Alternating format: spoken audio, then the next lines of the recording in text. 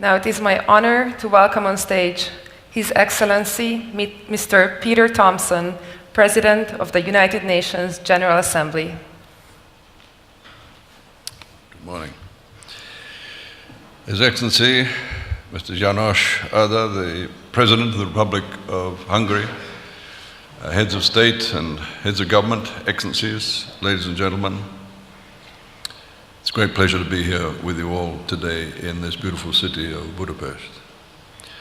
I'd like to just preface my remarks by thanking the government and people of Hungary for the incredible hospitality they've shown, not just me, but I'm sure all of you who've come to Budapest for this water summit, and for their leadership in raising awareness and mobilizing action on this vital issue of water. As we meet, nearly 1 billion people around the world do not have access to safe water, and more than a quarter of the world's population lacks access to basic sanitation. This is a major global challenge. It is a human rights issue, it's a development issue, and has the potential, and indeed is in places, a peace and security issue. Each day, hundreds of children are dying needlessly from preventable diseases resulting from poor sanitation.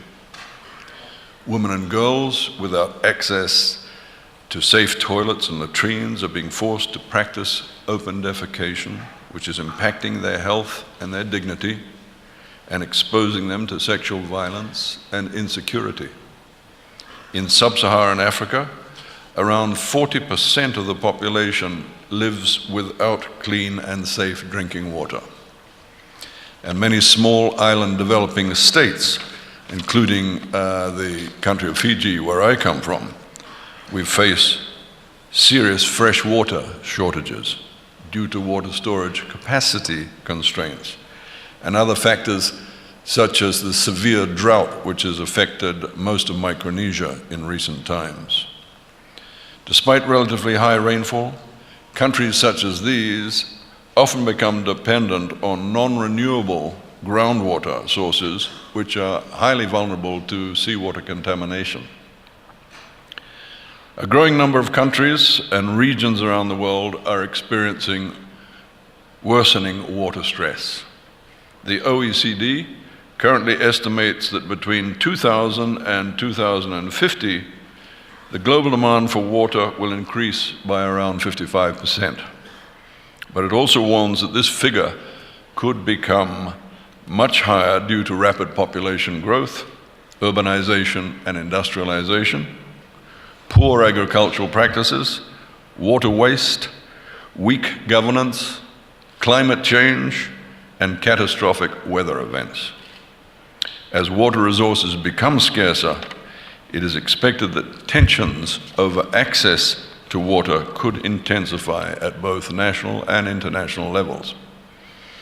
Around the world, 40% of the world's population lives near transboundary rivers and lake basins, where the water resources are shared by 2 or more countries. Despite the alarming nature of these projections, improving people's access to water and sanitation has already proven to be possible. Under the Millennium Development Goals, the target of halving the proportion of people without access to safe drinking water around the world was reached. And in recent years, the United Nations General Assembly gave recognition to the human right to water and sanitation. Despite this progress, it's clear that far more needs to be done. Well, the good news is that the 2030 Agenda for Sustainable Development, containing the 17 Sustainable Development Goals, and the Addis Ababa Action Agenda, taken with the Paris Climate Change Agreement, provide us with a universal master plan to transform our world for the better. If implemented efficiently and effectively and at scale, we will eradicate the extreme poverty. We will build peaceful and inclusive societies, advance gender equality, combat climate change, and protect our natural environment.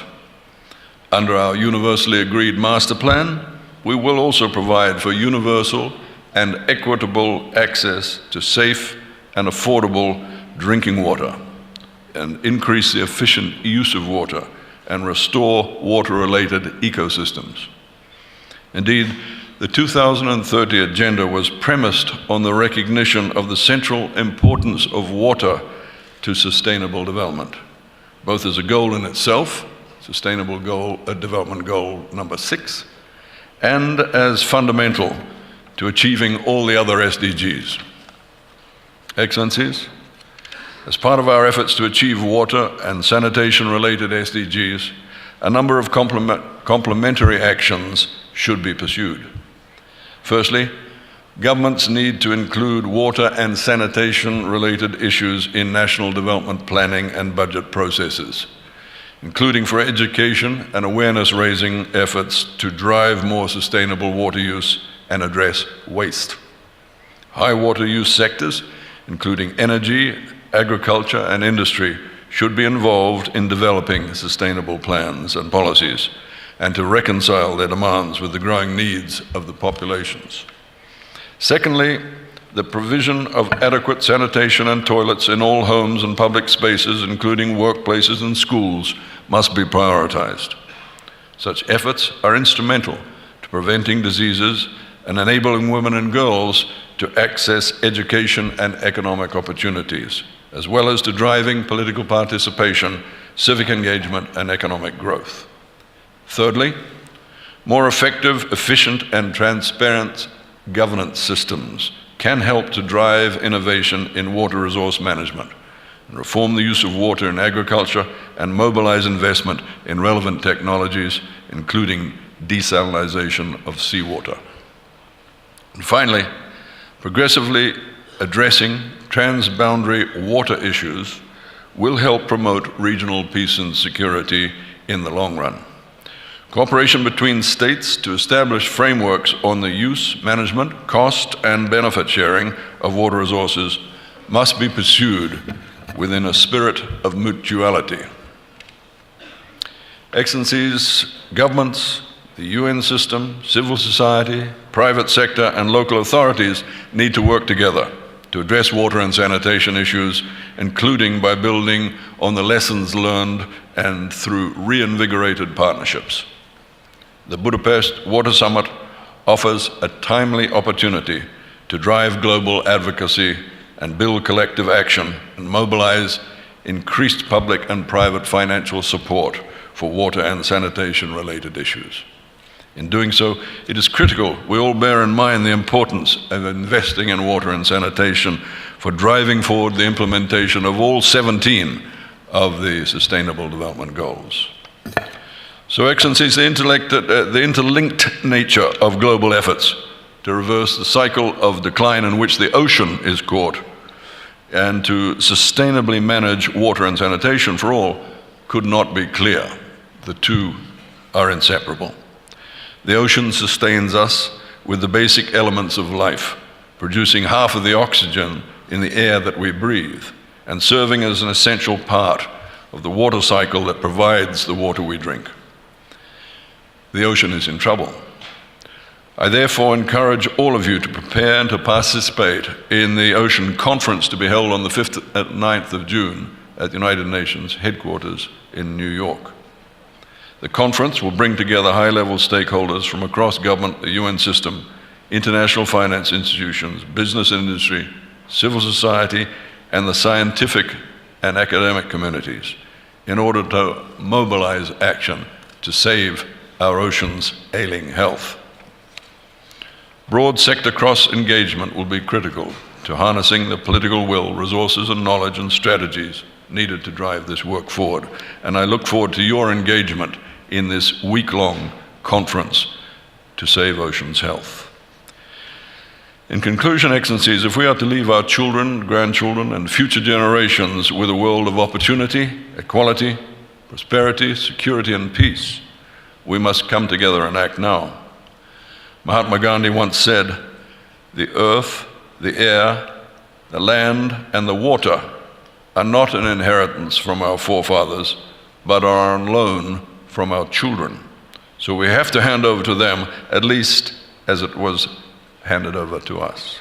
Gandhi also said, "The world has enough for everybody's need, but not enough for everybody's greed.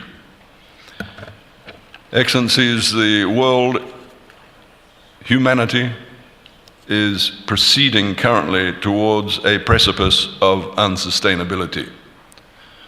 For the veracity of that statement, you only need look at the current figures on climate change.